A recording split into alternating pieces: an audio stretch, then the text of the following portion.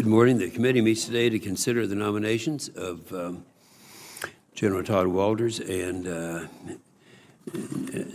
General Stephen Townsend to be the commander of U.S.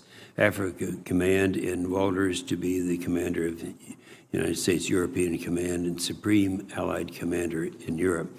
We thank the witnesses for all the years and sacrifices they've made, and I've been able to meet both wives, so I'll give you the opportunity to introduce when your time comes. You better not forget it.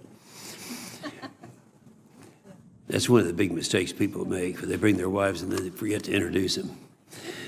General Wolters, if confirmed, you'll be counting on you to push Eucom and NATO to adjust to the reality of the strategic competition with Russia.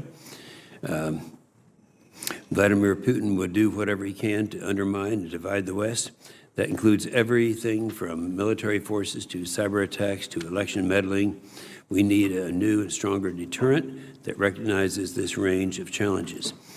We've made a lot of progress in strengthening the deterrence against Russia, including through the European Deterrence Initiative. But as General Scaparotti testified before this committee last month, we've still got a lot of work to do in improving our posture and capabilities in Europe.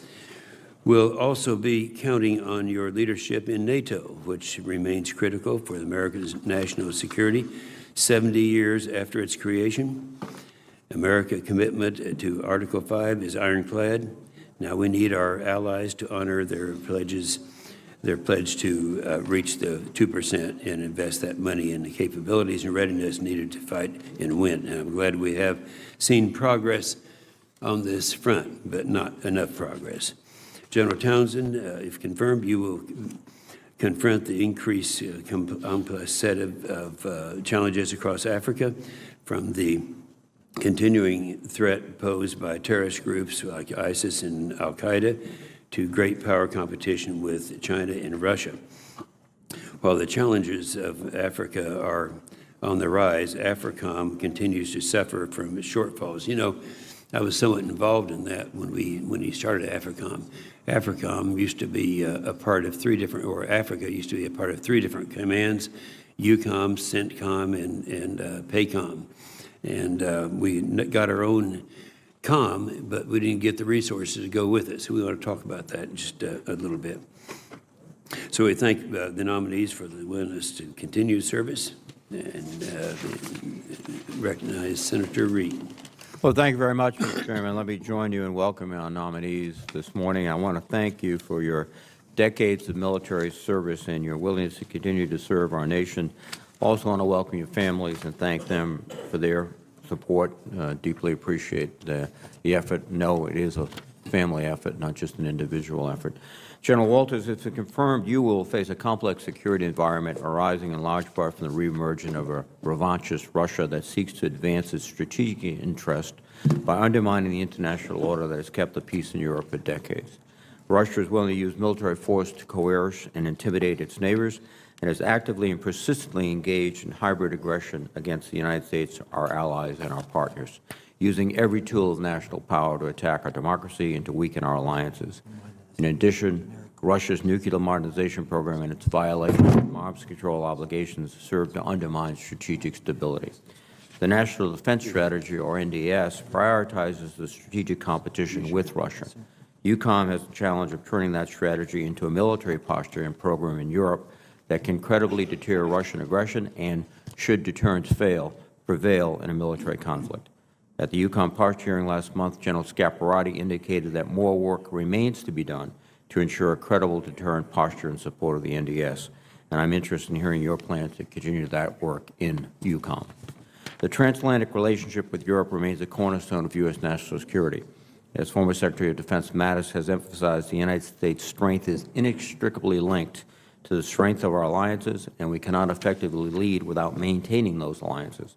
As Congress has made clear, there should be no doubt about the U.S. commitment to NATO and our resolve to come to the defense of our European allies in a conflict.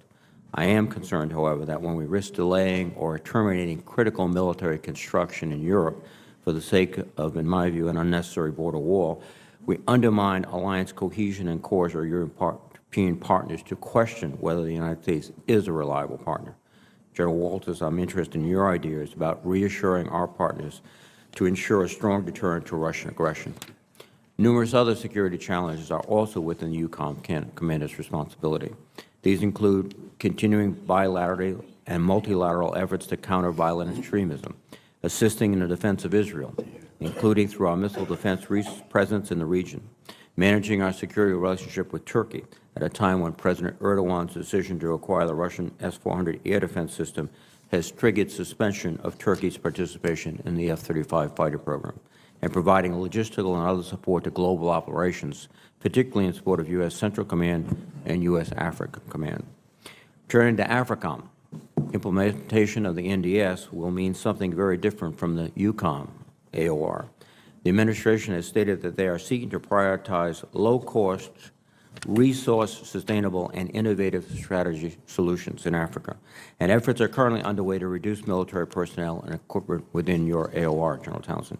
At the same time, China is pursuing a strategy of robust economic engagement throughout the AOR, gaining influence and building access to key economies and infrastructure across the continent.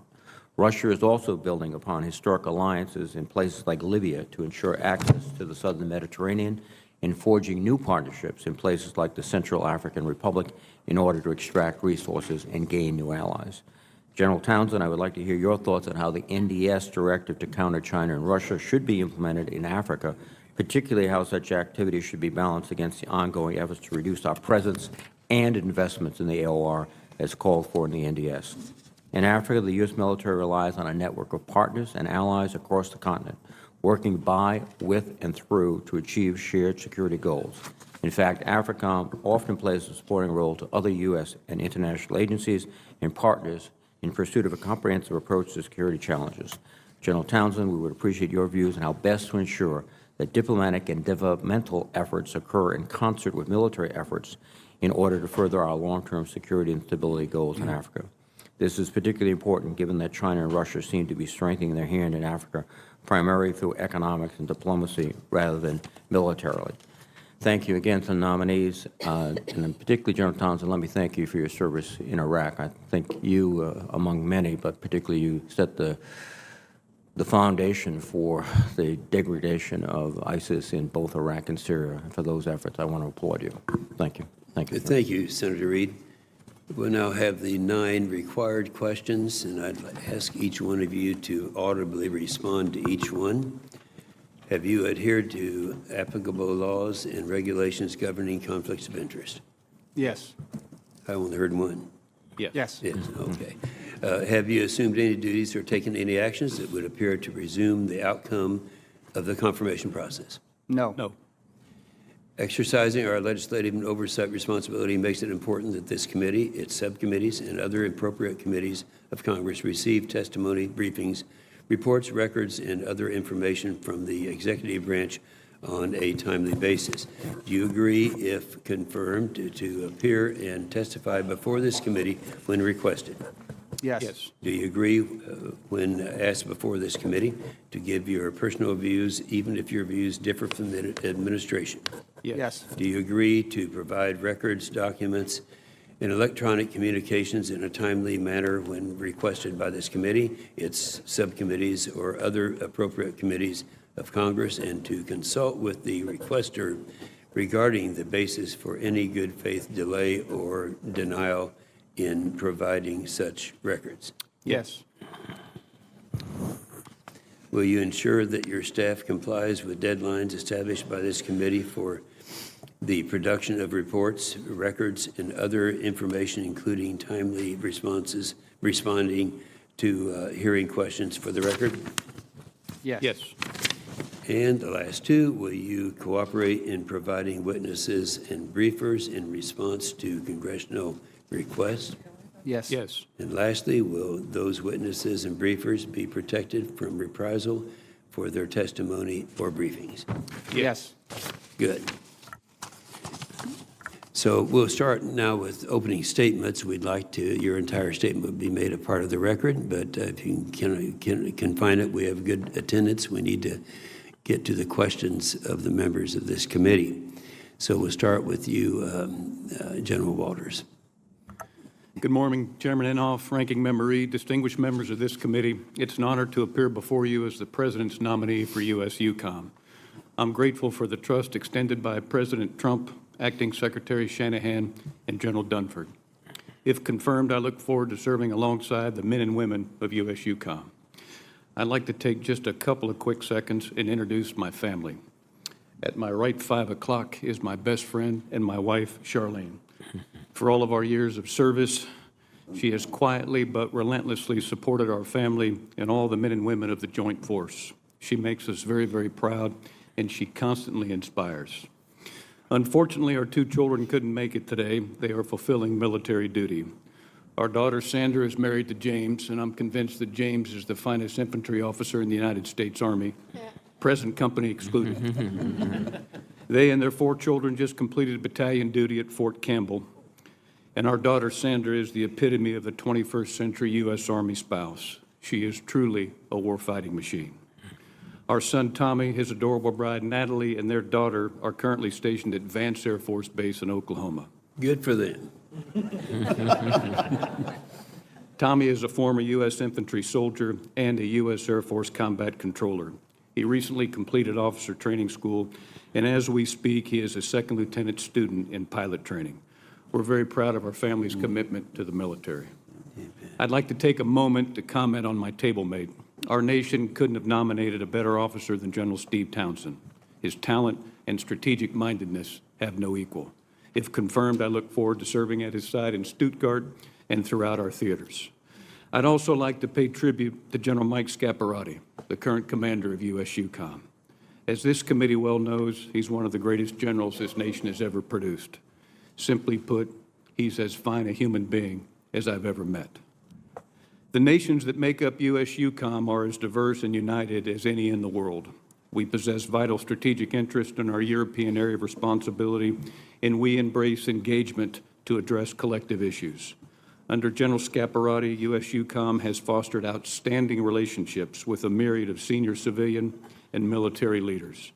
He's also worked tirelessly with our whole of U.S. government and has done the same with our allies and partners. If confirmed, I will support this process and interaction. It dramatically enhances our transparency and alignment. Leading and coaching a new generation of Eucom professionals and carrying on in winning fashion are high priorities. Eucom remains a theater of intense competition and more. I am ever mindful of this challenge and eager to engage. I vow to this committee to faithfully pursue the policies and orders of the President and the Secretary of Defense within the authorities you have provided combatant commanders. Moreover, I will be open and transparent with you and the rest of Congress. It's an honor to serve, and I look forward to answering your questions. Thank you, General. General Townsend. Chairman Inhofe, Ranking Member Reed, and distinguished members of the committee, good morning, and thank you for the opportunity to appear today. I'm honored and grateful for the trust and confidence of the President, Secretary of Defense, and the Chairman of the Joint Chiefs as their nominee to serve as the Commander of U.S. Africa Command. I'd like to recognize General Tom Wolters, the current Africom Commander, and his wife, Gail, for their many years of dedicated and superb service to our nation. I'm accompanied today by my wife, Melissa, who has actively supported me, our servicemen and women, and their family members for the 36 years that we've been married while raising our own 2 children. They couldn't be here today, but I'd like to recognize our sons Tyler, an Army captain currently in Afghanistan, and Evan, also an Army combat veteran, and their spouses Alex and Katie. We also have 1 granddaughter, Faye, and a new grandbaby on the way this fall. I'm here this morning with my battle buddy, wingman, and friend, General Tod Wolters, to discuss shared challenges and opportunities in both the Africom and Eucom areas of responsibility. If confirmed, I look forward to working with General Wolters and my fellow combatant commanders to address common trans-regional issues while sustaining joint force readiness and our ability to fight tonight across the globe. Since the stand-up of Africom over a decade ago, the command has made significant contributions to our national security interests across the African continent and in protecting our homeland. There remain, however, numerous and complex challenges. including rapid population growth, poor governance, and insufficient opportunity. These challenges are long-term, multidimensional, and require a whole-of-government approach. If confirmed, I stand ready to work by, with, and through our interagency, multinational, and African partners to address these challenges. As General Waldhauser stated in front of this committee in February, Africa will be shaped by the increased presence of external actors over the next decade. Russia and China are increasingly active, using economic and military means to expand their access and influence across Africa.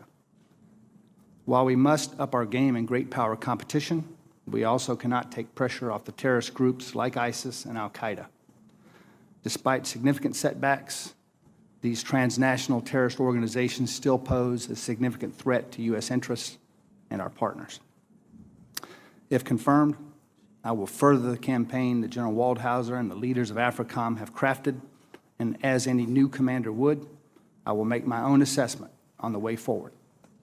I believe that Africa must remain an enduring interest of the United States as we protect the homeland from threats abroad and compete with Russia and China as a central challenge to future U.S. security, prosperity, and access.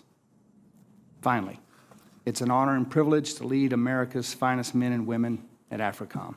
If confirmed, I pledge to give them and our nation my very best every day. Again, thank you, Mr. Chairman and members of the committee, for your continued support to our armed forces. I look forward to your questions. Well, thank you. And we're very proud of both of you. It says so much about our officers that bring their families in and make that same commitment to defending America. It says so much for all of you.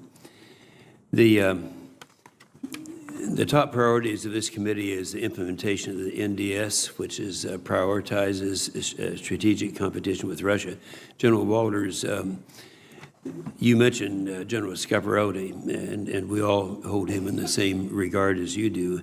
Do you agree with his assessment that he mentioned last month, actually at this committee he mentioned that we don't have the right posture and capabilities in Eucom for credible deterrence against Russia? What are your biggest needs in Russia? What do you think they are? Chairman, I concur with General Scaparrotti's assessment. As you well know, the NDS points out that our competitive advantage is eroding. I want to thank this committee for their assistance by delivering a predictable, sustainable, adequate budget that has afforded us the opportunity on the European continent to be able to improve our readiness. I'm able to make that observation as the current U.S. Air Force's commander in Europe, and what we see from 2016 to 2019 is an improvement in readiness. We're still not to the point to where we have increased our competitive advantage to where we bought down enough risk, and I think that is exactly what General Scaparrotti was alluding to, and I concur with his assessment. If we continue on the campaign of readiness that we are currently on, we'll be in a position as we start to approach the mid-20s to where I think we'll be in a place where we are comfortable with our competitive advantage. That's good. We agree with that. There's some confusion right now what's going on in Turkey, and the fact that if they were to entertain using the S-400 from Russia, that we would have to have a second thought in terms of what we're going to do with our F-35s. And I think that yesterday a decision was made that we're going to withhold the activity, the training activity at Luke for these that we're going to be training there for the Turks, because they haven't yet. And they haven't said that they're going to use the 400, but they haven't said that they're not going to. I'd like to have your opinion as to if this action is probably an appropriate action, and then what your feeling is in terms of what their intentions are, even though they are unstated at this time. Chairman, I concur with this committee's belief that the S-400 and the F-35 are not compatible, and if Turkey proceeds down a path to procure and operate the S-400, they should not get the F-35, and I believe that is the sense of this committee, and I concur with that decision. The system itself, the S-400, is incompatible from a standpoint because it speaks a different language than NATO English, and it certainly is not interoperable. I would contend that we all understand that Turkey is an important ally in the region, but it's absolutely unsustainable to support co-location of an F-35 and S-400. Yeah. Yeah, I would agree with that. General Townsend, you and I talked at some length about some of the problems in Africa. And, you know, we were recently in Djibouti, where we're not real sure what all China is doing. That we do know, though, this is the first out of the city limits base that they have. And it's my understanding that they may even be going as far south as Tanzania. Yet that's not confirmed. The time that we were there, and this is just a few weeks ago, we actually flew over the area. There's some debate as to what China is doing in Djibouti. What's your opinion in terms of have they gone underground? Do they have activities? Do they have resources there? I'm sure yours might be a better guess than mine. Senator, thank you. You're absolutely right that China is choosing to compete in Africa, and they're competing hard there. You've rightfully pointed out their first overseas base outside the immediate confines of the first island chain is in Djibouti, and only a few kilometers from our base there. Yeah. I don't know what's beneath their base, but I'll make it a point to find out and probably report back in a closed session once I know that. Yeah, and that would be perfectly acceptable. You got to keep in mind, China's pretty good at going underground. We were not long ago in the South China Seas, and of course they have 7 islands there that they have.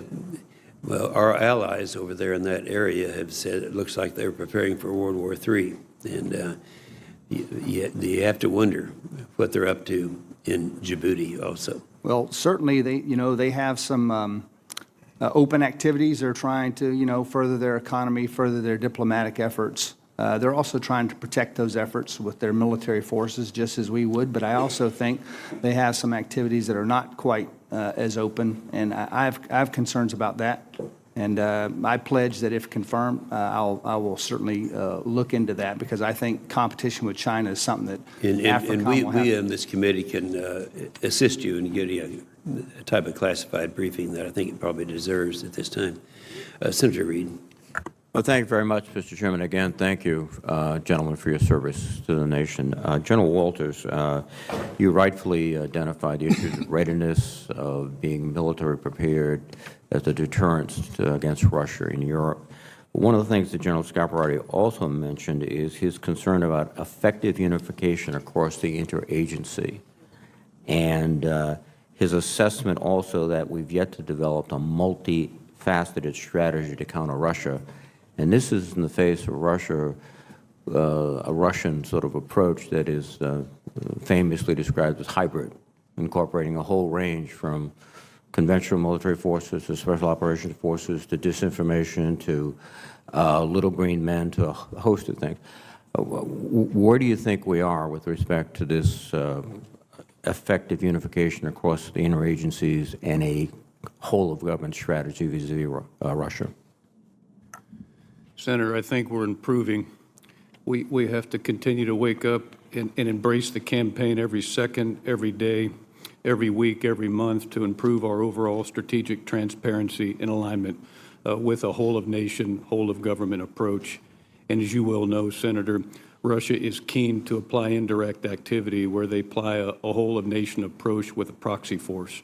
With each passing day, as a result of a predictable, sustainable, adequate budget, I've seen improvement in our ability to use resources to improve our transparency and alignment from a whole-of-government approach. And I think we have to continue on the trajectory that General Scaparrotti has us on, and we'll see success.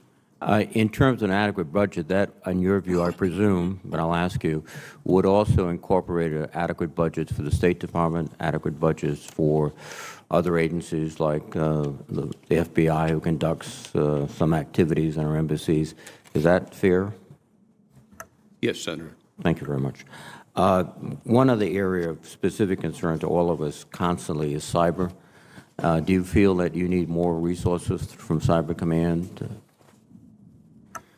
Senator, we do. We have a request in. We currently have 81 vacated billets, and as the months and the years go by, we've received support from the services, and we're continuing to fill those billets. Thank you very much, General. General Townsend, once again, thank you for your distinguished service, and likewise, General Wolters, for your great service.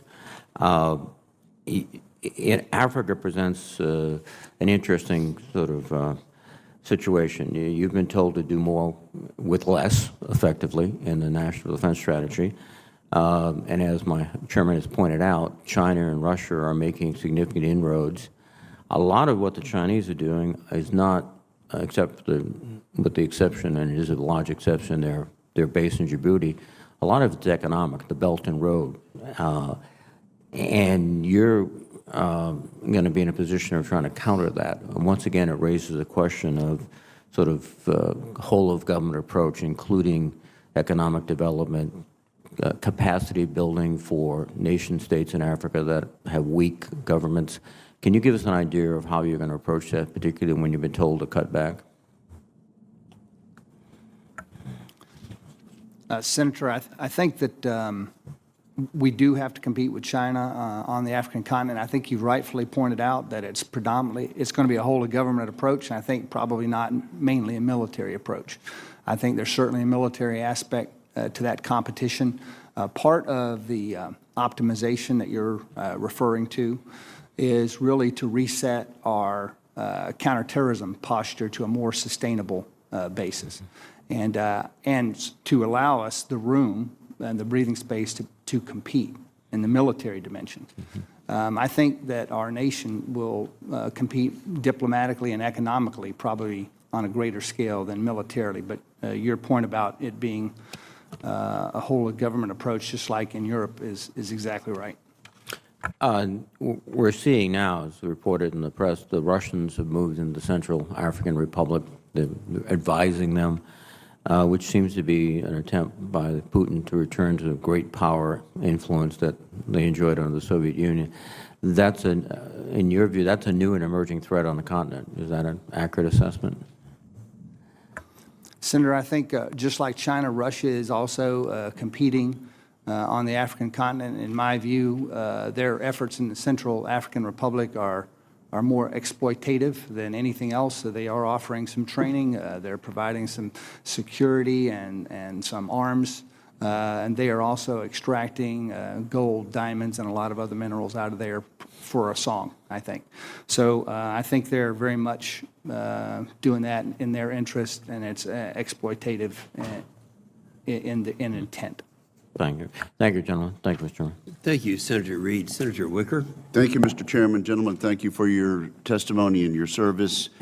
Let me just say how reassuring it is to hear the chairman and the ranking Democrat on this committee stress our strong support for NATO, for the Article 5 commitment of all the members, and it's good to see that done on a bipartisan basis.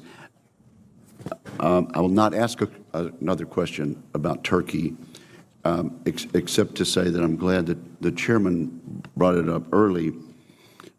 I will echo that the acquisition by a NATO ally of the S-400 is not the action that one would expect from an ally. And it calls a lot of things into question, and I'm glad to hear the chairman announce a decision to withhold training of Turkish pilots at Luke Air Force Base.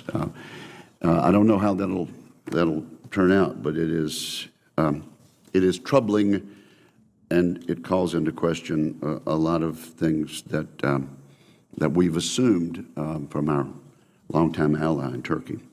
Let me ask General Wolters about sea power.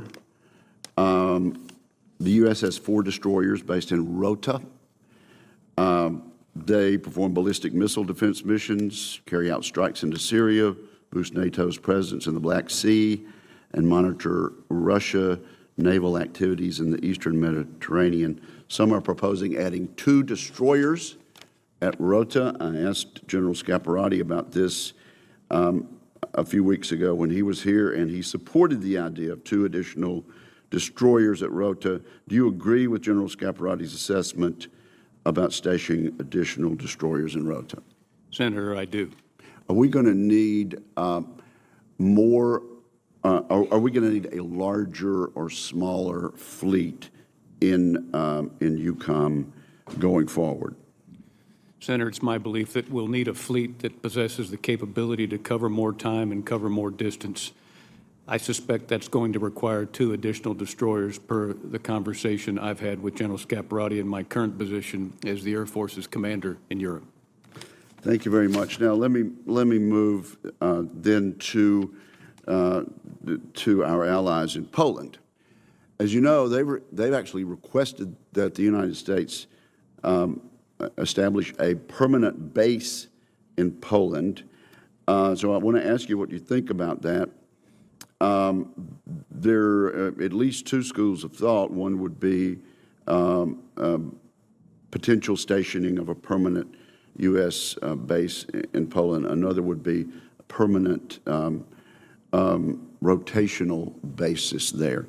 What is your initial assessment, and what are the factors that we need to consider in making that decision here at the congressional level?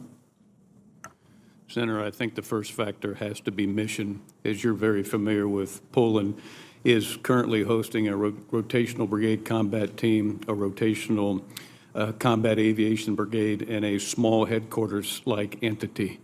The offers that are on the table in negotiation between the Minister of Defense and our Secretary of Defense office with respect to what we could bring into the country for the price of approximately 2 billion euros is an organization that could look like an aviation jet, an organization that could look like an aerial port, an organization that could look like remotely piloted aircraft mission control elements, or an organization that could look like a headquarters-like staff. I believe because of the propensity that Poland has displayed in hosting the brigade combat teams and the combat aviation brigades on a rotational basis would put us down the path that we would be very comfortable with the offer that is on the table to go ahead and select a rotational brand just because of the demonstrated capability that we've seen up to this point for the nation of Poland to host rotational assets from the United States. Thank you. And one other thing, General Wolters. You and I discussed this when you came by the office. The statute, as it currently exists, calls for a return to sequestration. I don't know if our listeners and viewers out there in the general public understand that, but unless the statute is changed, we go back to sequestration.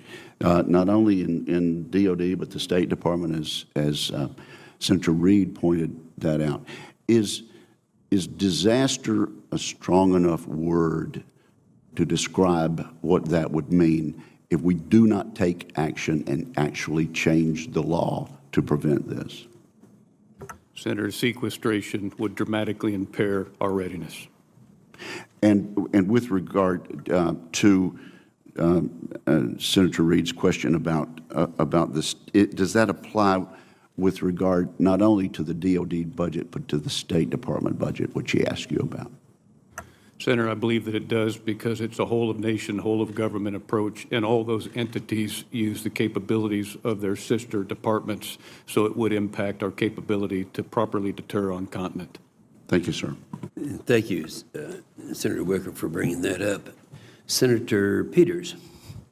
Thank you, Mr. Chairman, and to our witnesses, thank you for your service to our country. General Townsend, I want to follow up on a question that was asked about Central Africa from Senator Reid. And basically, building on what we heard from General Wolters when he appeared before our committee back in February and talked about Russian influence in Africa specifically. And he mentioned the Wagner Group, which is a Russian mercenary organization, I understand operating heavily in the region.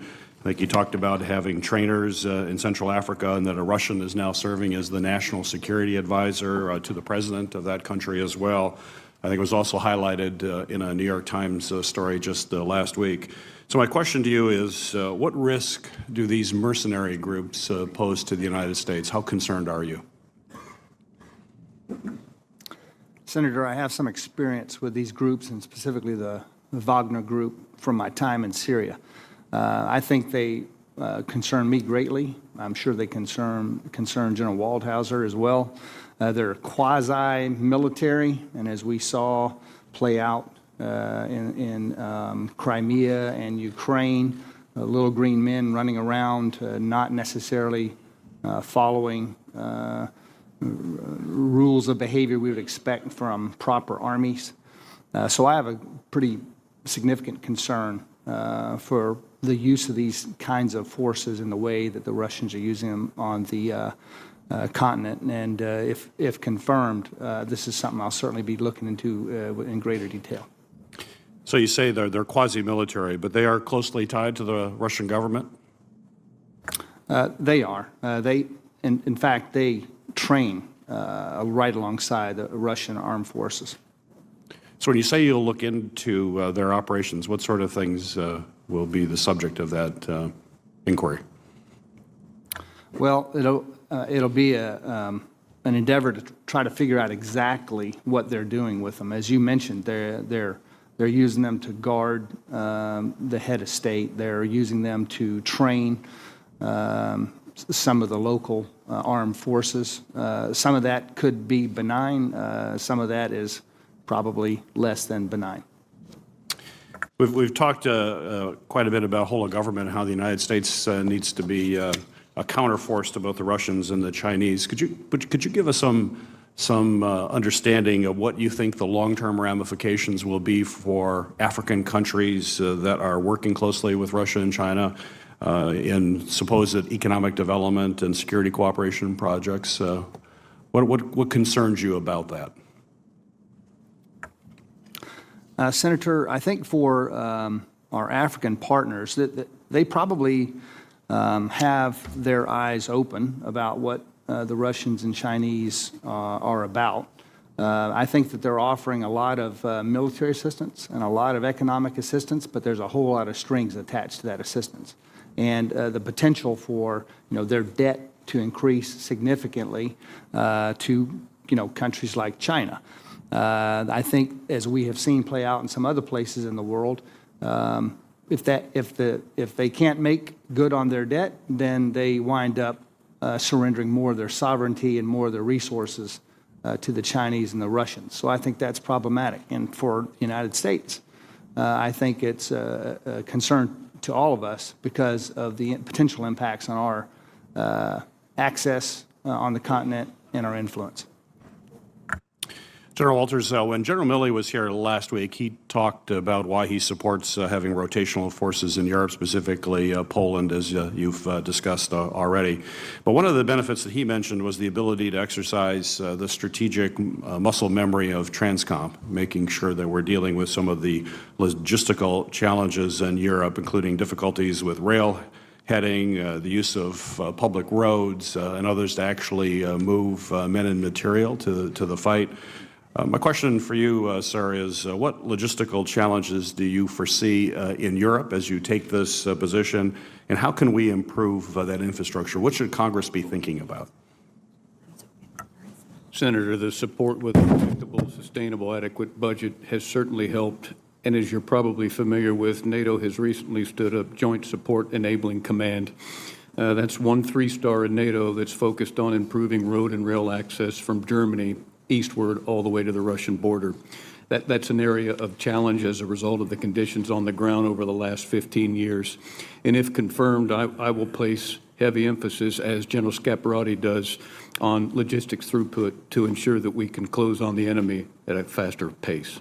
Thank you. Thank you, Senator Peters. Senator Ernst. Thank you, Mr. Chair. Gentlemen, thank you very much for being here today, and to your families as well. Thank you for joining us. General Wolters, I'd like to start with you, and I appreciate you taking time last week to stop in and sit down and visit with me. And we did have a very good discussion, I believe, about our NATO allies and how beneficial the mill-to-mill relationships are. And so I'd like to visit a little bit about that. We do have, of course, the 70th anniversary coming up of NATO, and this truly has been one of the most successful alliances that this country has seen.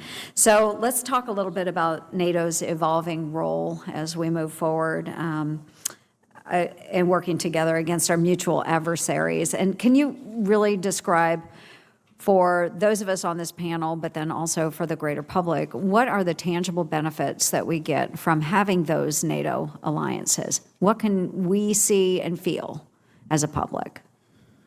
Senator, 70 years of continual peace on the European continent has afforded young kids to grow up and have the opportunity to serve in positions like yours and positions like mine. So the ability of nations in NATO to embrace our Western democratic values is good for all. It's fantastic. And how do you see their role evolving then as we move forward into the 21st century to counter not only Russia, as they seem to be resurging, but also China? And as China is making economic inroads into Europe, how do we see NATO being involved in that?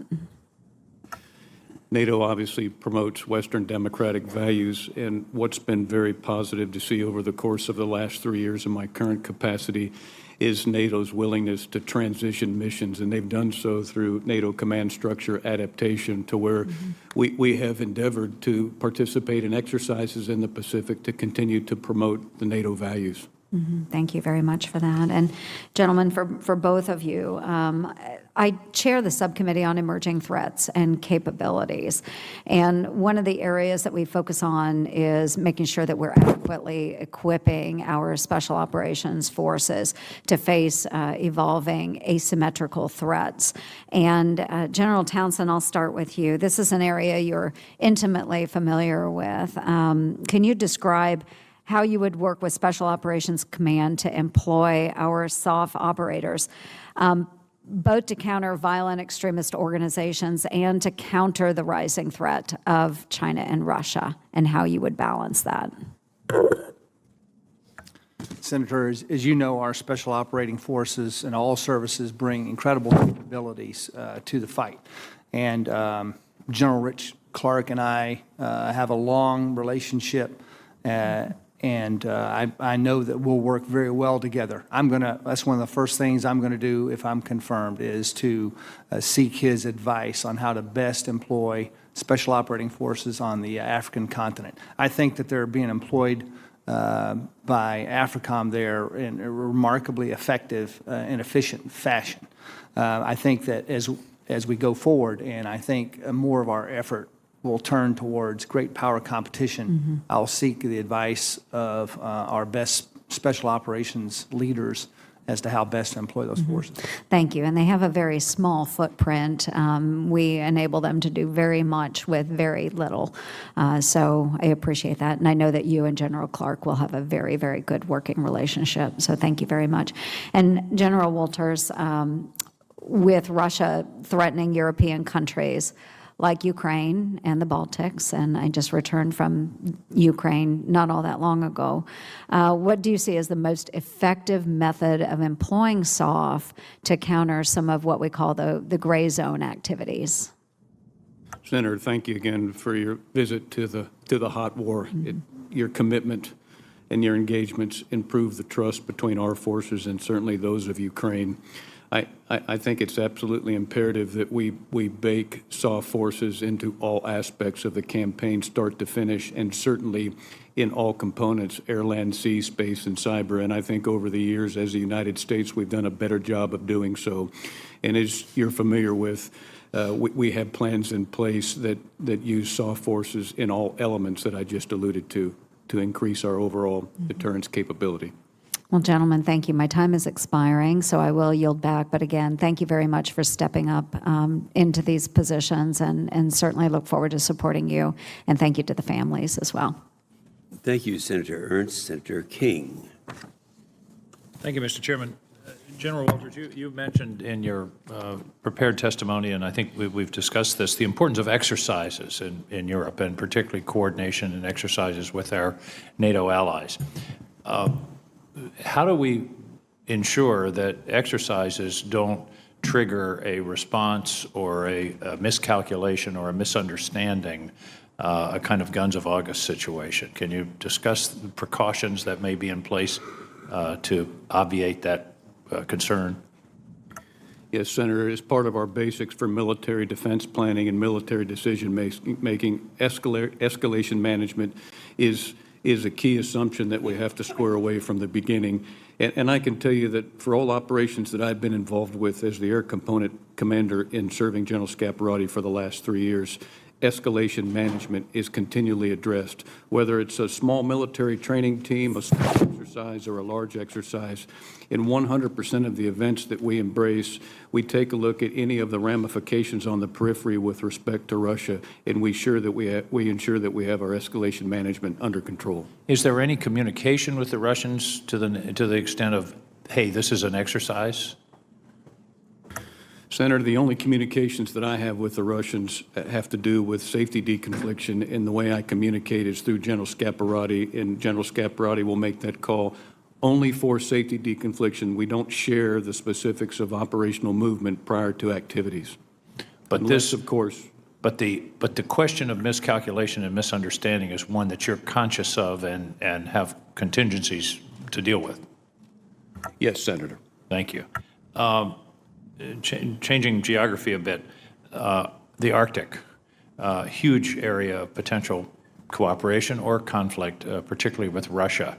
How do you see developments in the Arctic during your administration, if you will, and how do we push those developments toward cooperation rather than conflict?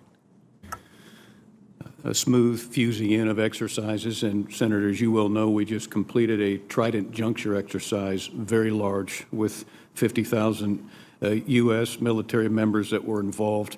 And escalation management at the start of the exercise was a huge consideration to make sure that we weren't doing any things that would improperly cause a conflict. But those exercises bring soldiers that start to understand the environment. They bring with them a higher degree of confidence and expertise to where they can operate in that environment.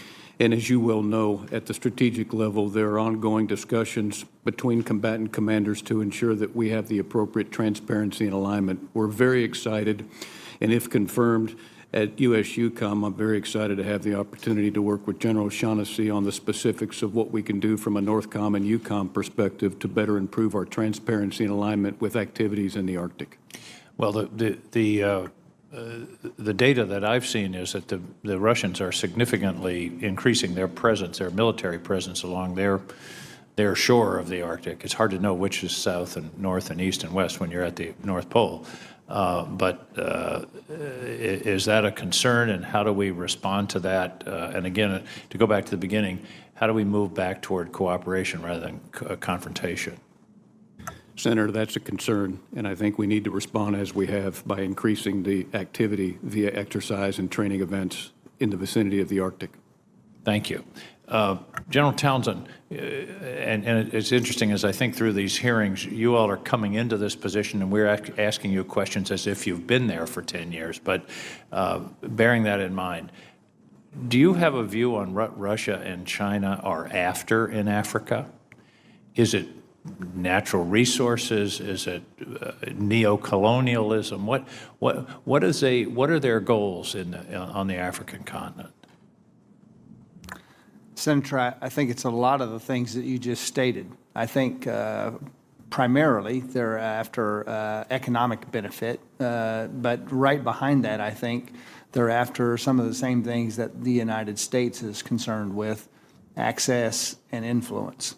And I think that they're after access and influence to our detriment. I think that, you know, in the opening comments by the chairman and the ranking member, they talked about the rise of the return of Russia to the international scene, the rise of China, and some of that is to be expected, I think. But I think we have to keep in mind a clear eye that their goals are to our detriment. I think also it's simply extractive. In some cases, I mentioned the Russians in the Central African Republic. They're just trying to get some of those minerals out as cheaply as they can, I think. And the Chinese seem to be inventing a new form of colonialism, debt colonialism, where they're putting people in debt and then pulling the strings back.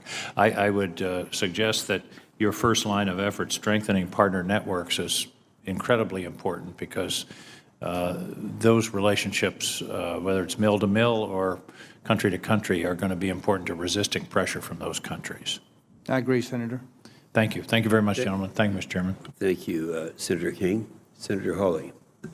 Thank you, Mr. Chairman. General Wolters, General Townsend, thank you for being here today. Congratulations on your nomination. Look forward to supporting both of you. General Wolters, I enjoyed sitting down with you last week. Thank you for the time and enjoyed our discussion. I want to return to a subject that you and I talked about there, which is the future of the NATO alliance and also the steps that we need to take in order to optimally posture our forces to account for the return of great power competition and our needs vis-a-vis Russia. Let me just ask you, besides the 2 additional destroyers, which you have mentioned in today's testimony, what other steps, be it manpower, equipment, operational changes, what else do we need to do from your point of view in order to have our forces optimally postured to prevent a fait accompli scenario in the Baltics?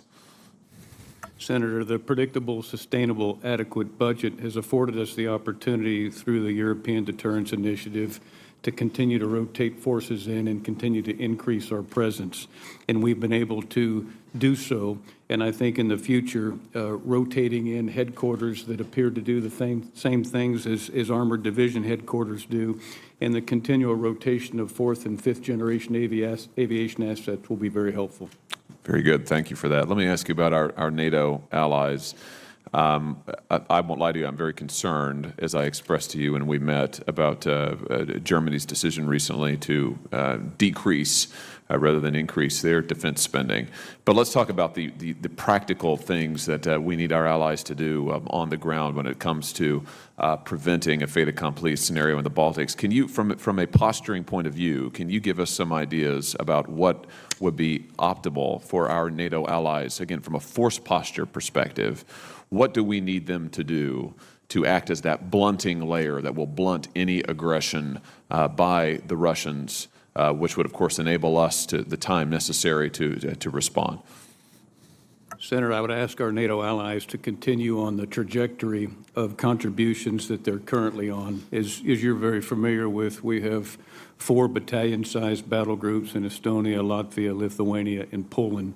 And over the course of the last 2.5 years, I've had the opportunity to see the additive forces from the NATO nations that have contributed to those battle groups' ability to connect in all domains. So with each passing day, based off the current trajectory of the contributions, we are improving our ability in air, land, sea, space, and cyber to better deter in the Baltics. Let me ask you about Italy. When you and I sat down, Italy had just accepted the invitation to join China's Belt and Road Initiative. We've also heard some European leaders describe China as a potential strategic partner.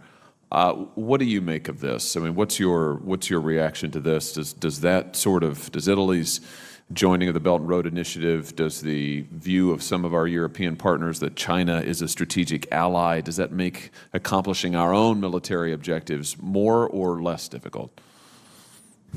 Senator, it concerns me, and I think we have to remain vigilant. As you probably know, China has invested on the European continent heavily in ports in Sweden and also in Iceland, and they've recently discussed with Denmark the opportunity to conduct site surveys on airstrips in Greenland. Those give us great pause. We need to remain vigilant. China does not embrace the same Western democratic values that we do in the United States or that we do in NATO, so we must remain concerned. Yeah. Thank you, General. General Townsend, let me ask you about the balancing of priorities that you would be asked to pursue as Africom commander. The NDS, of course, prioritizes DoD efforts vis-a-vis China and Russia and calls for, and now I'm quoting, a more resource-sustainable approach to counterterrorism efforts across Africa and the Middle East. Give us your thoughts on how we are to pursue that resource-sustainable approach to VEOs while also shifting our attention toward near-peer competition in your new AOR? Senator, as you know, predominantly over the last 17 years or so, we've been very focused on countering violent extremist organizations around the world, mostly in the Middle East, but not exclusively there. And that's been a lot of Africom's work over the last decade, is countering violent extremists on the African continent. as we realign our efforts to support the national security strategy, the national defense strategy, I believe it's right that we have to rebalance our efforts. It's not a binary choice, though. We have to do more in the great power competition arena, but at the same time, we can't let off the gas on these violent extremists. I think that our efforts, Africom's efforts on the African continent, have been successful over the last decade or so, and we've seen there's a lot of violent extremist organizations operating there. We haven't seen a successful attack coming from on this homeland, coming from Africa. So I think we have to maintain that kind of pressure and disrupt and degrade those organizations and keep them a local threat, a regional threat at worst. And I think you can then rebalance your special operating forces and other efforts that have been dedicated to CT towards great power competition. Thank you, gentlemen. Thank you, Mr. Chairman. Thank you, Senator Hawley. Senator Kane. Thank you, Mr. Chair, and thank you to the witnesses for your service and your testimony. General Townsend, I'd like to sort of continue along the same line, Senator Hawley, with respect to Africom. The National Defense pursuant to the National Defense Strategy, Africom has recently started to look at plans for reducing special forces in Africa. I do believe that our building partner capacity efforts with African militaries have been a pretty strong part, and I know that that continues to be a focus of the Africom work. Is there still the same appetite for the U.S. engagement in building partner capacity among African nations? A few years ago, it really seemed like we were the partner of choice for many of the African nations as they looked at training. They either wanted to send people here or have our troops involved in partnership capacity. Do you see the same appetite for the U.S.'s involvement in Africa? Senator, I do. I believe that there is a very strong appetite to partner with the United States. I think there's an attractiveness sometimes to what competitors like the Chinese and the Russians offer, because they'll offer arms with very few strings attached and on a very quick... Not asking questions about human rights issues, et cetera, et cetera. Exactly right. So I think, and we ask those questions, and we're a little bit more deliberate in our provision of that kind of support. There's certainly, I think, no change in the appetite to engage with our forces and to attend our courses and that kind of thing. So I think that's a hopeful sign for the future.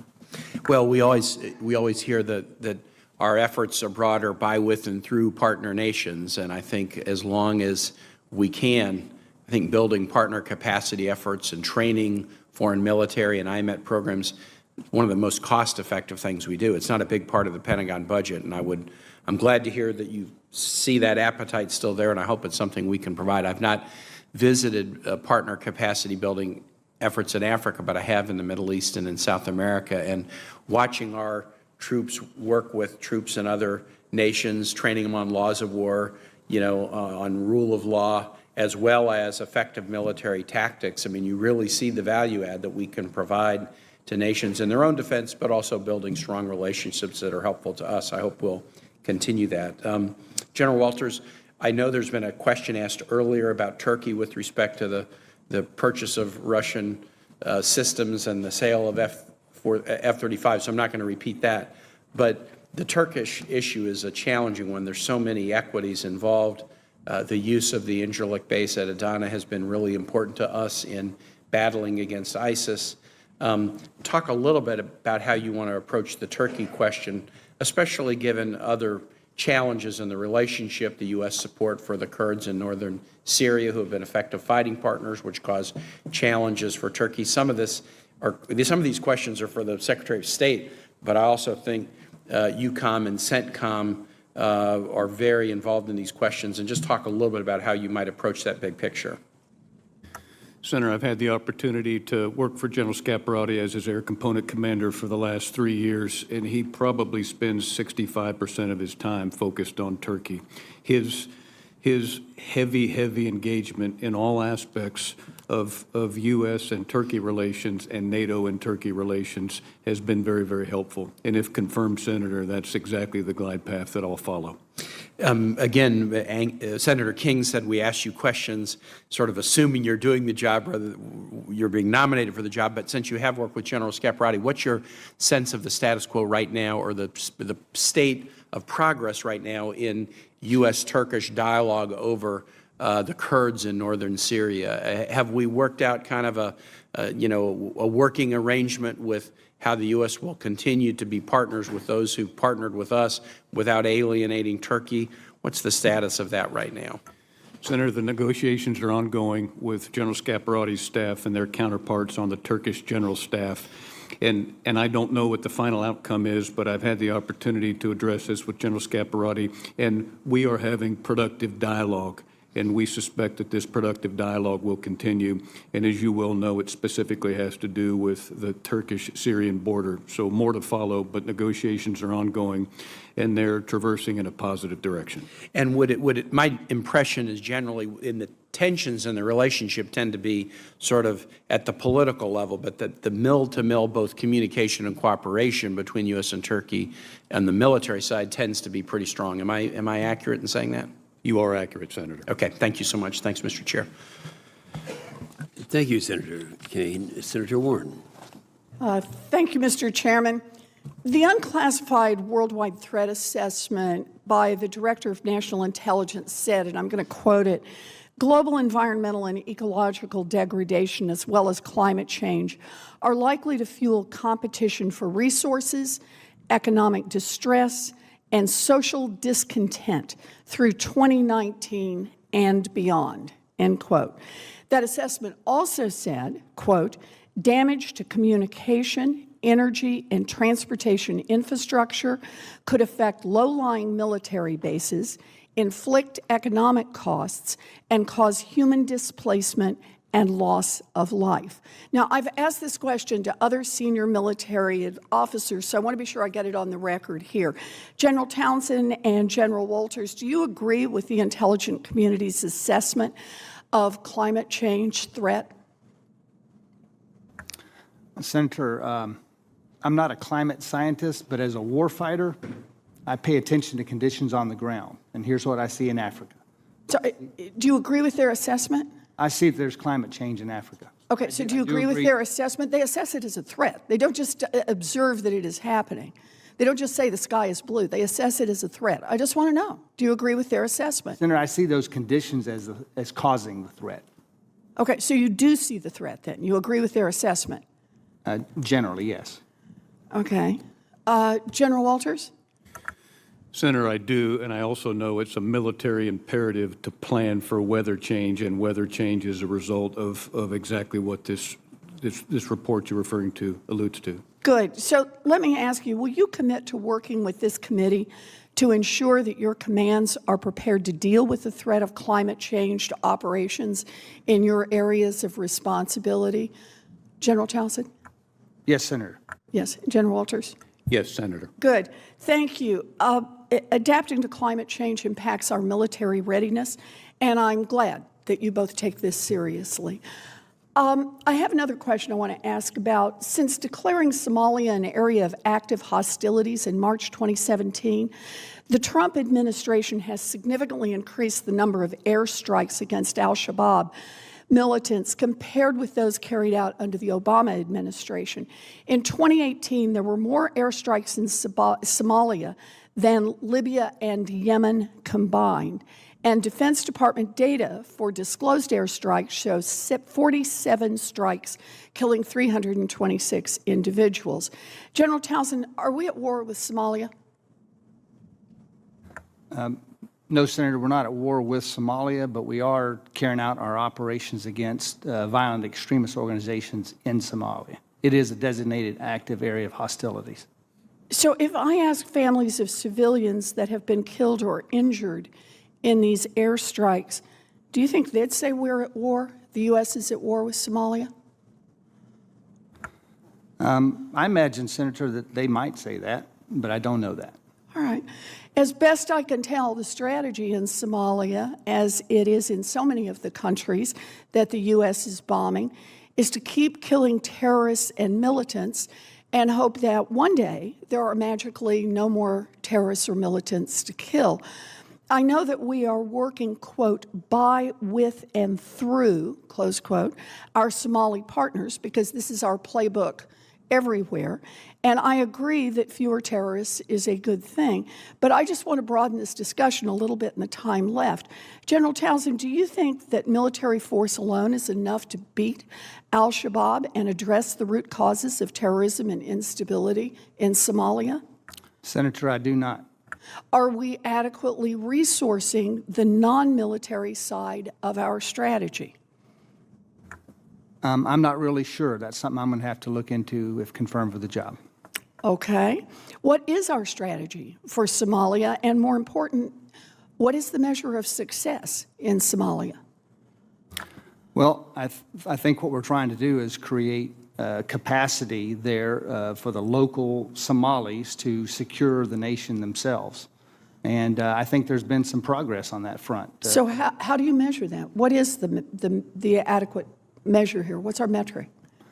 I would say there's probably a range of metrics, but probably one on the military front would be a decrease in violent extremist attacks in Somalia over time, an increase in the capacity of their military forces to secure themselves, and a resulting decrease in the need for partners such as us to assist them. All right, so good. So we'll look forward to seeing more information about this. You know, I just want to say, make no mistake, we're at war with Somalia. And there is remarkably little debate about that fight and about whether we're having success in reaching our objectives. I think we need to rethink our Somali strategy. Thank you, Senator Warren. Senator Blackburn. Oh, Senator Tillis, I'm sorry. Thank you, Mr. Chairman, and thank you, gentlemen, for being here, and your wives and your family for serving our country. General Wolters, I want to start with you. Senator Shaheen and I are co-chairs of the Senate NATO Observer Group, and I think that we're in my discussions with General Scaparrotti, we're in this position where, on the one hand, we want them to step up their involvement to increase their readiness, their investment and innovation. But on the other hand, we want to send a very clear message that NATO is the most important alliance I think that's ever existed. What kinds of steps are you going to take? What kind of work do you think we need to do to make sure that they understand that the President's rightful request for them to step up is in their best interest and in our mutual best interest? Senator, I think we need to continue to look at burden sharing in the form of cash contributions and capabilities. And I would contend that in my conversations, in my current posting on the European continent, as I discuss this subject with my mill-to-mill partners, they completely understand the 2% and 20% metrics, and they think they're valid to remind all of us to continue with their cash portion of burden sharing, but contributions and capabilities are also a large part of it. And as you well know, Senator, many of the nations do a wonderful job of assisting all around the globe to neutralize external ops planners against the United States, and we need to bring that into account. Those kinds of discussions certainly increase the trust that we have amongst each other. Thank you. I want to also turn to Turkey. I know that the chair mentioned it, and it's an area that I have personal concern with. The first step for those of us who have followed it, we know that we last year allowed, or were ramping up the process to allow Turkish pilots to train on the Joint Strike Fighter. Now, there's some question whether or not we can do that with the current uncertainty with the S-400. And then we have another date, which is just post-2020, that would actually be the transfer of planes into Turkey with the S-400 decision looming out there. But we also have another thing that I think is very important. Turkey is a partner in the supply chain for the Joint Strike Fighter production. So I think not only do we have to look at whether or not we can transfer those assets to Turkey, but we also, as a part of that process, have to determine what, if any, role Turkey could play long-term as a critical link in the supply chain. Do you agree with that assessment? Yes, Senator, I do. Thank you. General Townsend, it's great to see you again. I want to talk a little bit about Africa and what you consider to be the ordinal ranking of threats there. We know what China is doing in terms of their economic investment and some of their increased military presence. Russia, I'm less studied on. And then we've also see it as a haven for ISIS, Al-Qaeda, and other malign organizations. But as you're going into this job, what would you just rank right now as the key threats, either those or other threats, that you'll be focused on when you assume command? Senator, when I think of threats, I think of threats in two groups, today's threats and tomorrow's threats. And when I look at today's threats, I would probably rank violent extremist organizations and their intent against America, number one. Number two, probably the Russians and what they're up to with their private military companies. Then number three is probably China. In the long term, I think that calculation probably changes. I'll be very interested to see what China is really up to, but I think in the long term, they rise above Russia for sure. With the constant pressure on budgets and some cuts that I think are appropriate, none, by the way, I think, in your lanes, what priority do you put on, or what message would you send Congress with respect to foreign aid in Africa and how it makes your job easier? Well, Senator, when we talk about a whole-of-government approach, you know, those are the bullets of my wingmen and battle buddies at the State Department and USAID. So I think they have to have ammunition to do their job, just like the military has to have ammunition to do our job. Well, both of you, I want to thank you for being here. I'm going to keep on time so we can get to Senator Blackburn, but I look forward to supporting your confirmation. I hope that it's quick. Thank you, Mr. Chair. Thank you, Senator Tillis. Senator Blackburn. Thank you so much, Mr. Chairman, and I thank each of you for being here and for your service to our country and to your families for their service to our country. As we have done our hearings this year, I've put a good bit of focus on what is happening in the virtual space and what is happening with cyber. And I will tell you, General Townsend, Africa's telecommunication system, the way it is interwoven with Huawei ZTE, is something that is of concern to me. And in my service in the House, I had the opportunity to represent Fort Campbell and the men and women that live there. And General Wolters, I'm pleased to know that you have family that just finished service in that wonderful community. And also, I was just recently in the Ukraine and Poland with the 278th from the Tennessee National Guard and their deployment there. And in these visits, whether I'm with the 5th Division or the 160th, they're at Campbell, or I'm out with the Guard, they talk regularly about the importance of 5G, the deployment of 5G, the imperative of addressing interoperability. It's an imperative. How that's going to play into AI and how we equip and work with them for 21st century warfare. So, General Townsend, I want to come to you first as we talk about Africa's telecom structure and that infrastructure that is in existence today, and talk to me as you take on this new position and you look at how our men and women are equipped and how you're going to work in that space, a little bit about your view on that great power competition, 5G, AI, hypersonics, the utilization, how that's going to affect Africa. And then the last minute, General Walter, coming to you, if you will talk about it with Eucom. Thanks, Senator. It's the imperative of any U.S. commander to protect our network and protect our information.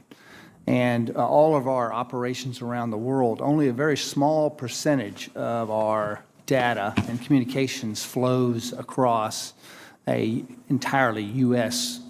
Network.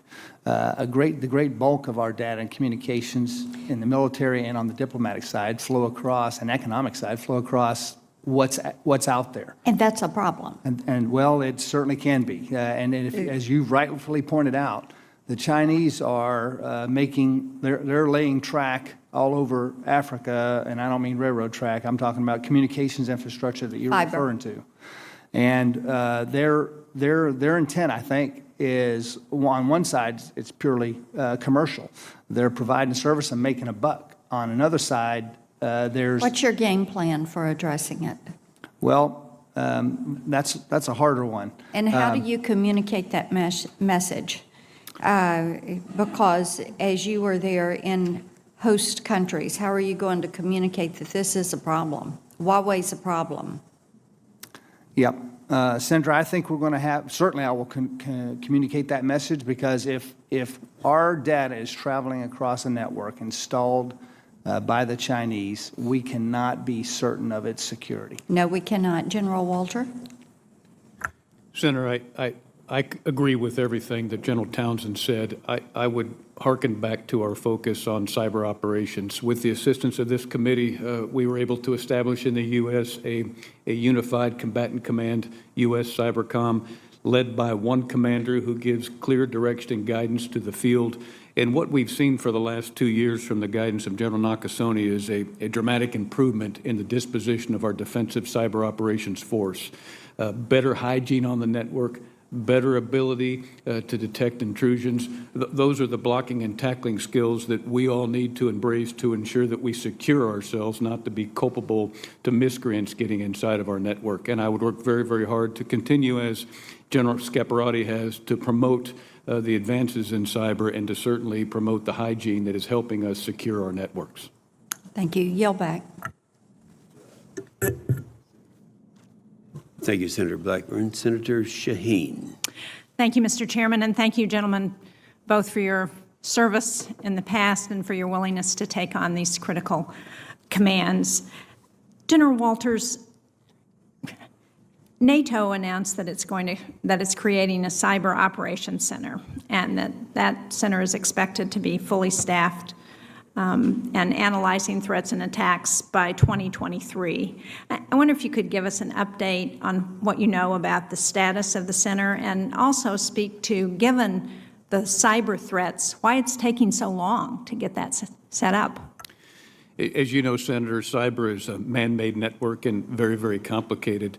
I'm very proud to report that NATO and the United States have both elevated their strategic headquarters. Ours, U.S. Cybercom, under the lead of General Nakasone, and certainly the Secretary General Stoltenberg has pushed NATO to embrace cyber, and we've taken many of the tactics, techniques, and procedures that we've witnessed from the Estonia Cyber Center of Excellence, because they've been very, very busy in improving the defense of their network, and we are imparting those tactics, techniques, and procedures to the headquarters at NATO.